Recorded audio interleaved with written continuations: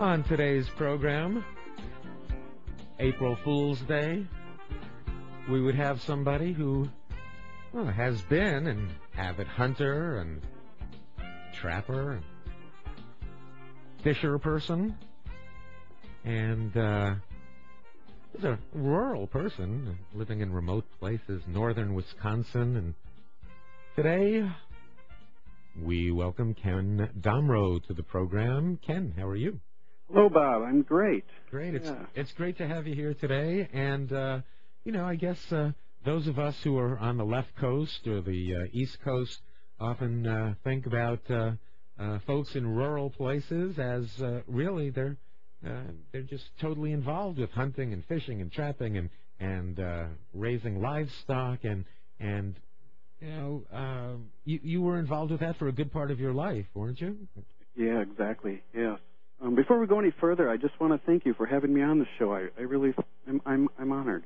I'm honored to have you. Yeah, that's great. As your story unfolds, I believe we will recognize how honored we are that people become enlightened and awaken. I believe that's the case. Yes. So, how you grew up hunting? Was it part of a family culture, or how? It came from a big, hunting, fishing family.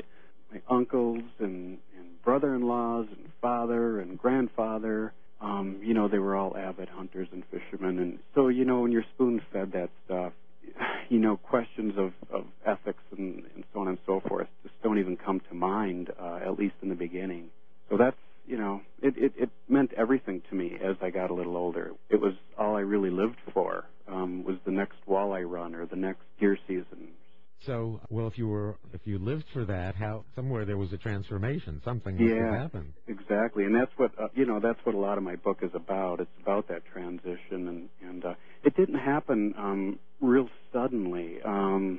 It was just a series of awakening things or disturbing things that I just couldn't ignore anymore.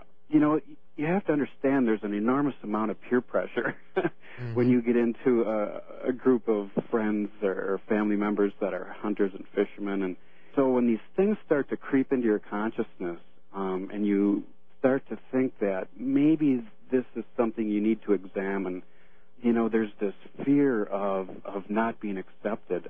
You want to stay in favor with these people. These are your best friends, your family. So I assume it's the same with a lot of other ex-hunters and fishermen, but, you try to push that away, to bury it and ignore it. But eventually, the animals are very powerful beings, and I couldn't ignore what they were trying to tell me.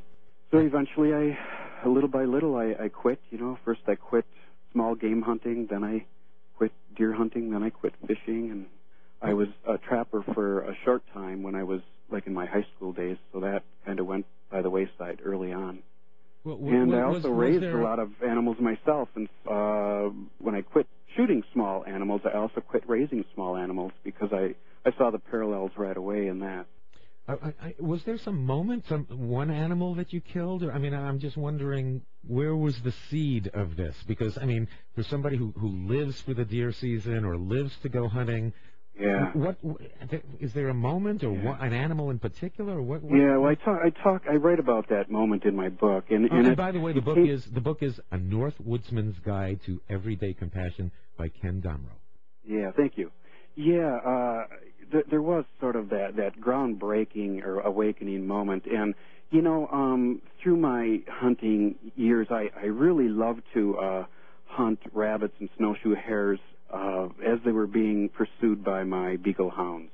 And sometimes the hare or the rabbit would make its way through the woods, and I'd take a shot and I would wound it, and oftentimes I would break, for instance, a hind leg unintentionally, but it happens, and it would wound the rabbit, and sometimes they'd be running along for a long time in front of the hounds with this broken leg kind of dragging behind, attached by a piece of hide, and then one day I was at a ballpark, at a small town ballpark with my wife, and we were watching a game, and we were just having a good time, drinking beer, eating hot dogs, and there was a base hit, and a player slid into third base, and it was a non-breakaway base, And in an instant, he lay on his back with his leg elevated, and his ankle had been broken off, and it was hanging in his baseball sock.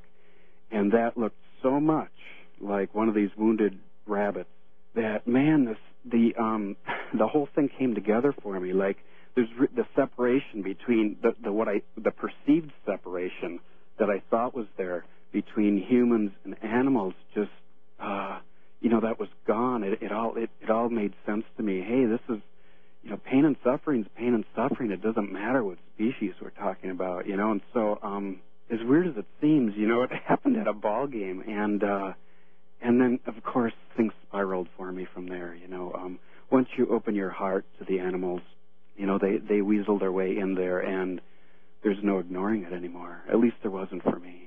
You must have become very unpopular very quickly after that ball game, huh? Among certain people, sure, yeah. And, I remember sort of getting labeled a softie at one point, and people sort of shunned me in their own little way, or, whatever. It's sort of like the friends you run with, if they don't want to do what you want to do anymore, you don't call them anymore, and that sort of thing. So, but, it became real obvious and apparent to me that the road I was on was a much better road, and it was much more powerful, and I don't know, I just felt so much better about that than I ever did about, going hunting or fishing with anyone. So then you had a new perspective, and you're looking at things in a different way, and you're looking at the concept of might making right, and exactly. Right? Yeah, well then, all the big questions just start making sense, just everything, yeah, about how we're living in society, and man, about the violence that we're perpetuating on the earth, and how that's relating to, just everything in our lives, from war down to cheating someone on a sale, or, just everything like that. I talk in my book in quite a bit of length about the meaning in life. I start out in the introduction of the book I'm sort of on this mission of I'm restless. I'm trying to find out what the true meaning of life is. And then, then the book kind of goes on into all these stories, and I really don't come back to that until right near the end of the book again, where I acknowledge that the true meaning of life, at least for most of us in the developed world, is about choice. And, man, that's why we can survive as a vegetarian or as an omnivore, because that choice is so important. It's crucial that we make this choice.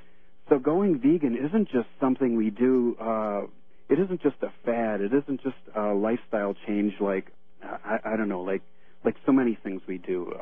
It's truly a choice of our existence. It's truly a choice of where we want to be in the future as humanity. Yeah, so all these big questions started making sense to me, and it started out as this baseball player sliding into third base. Yeah.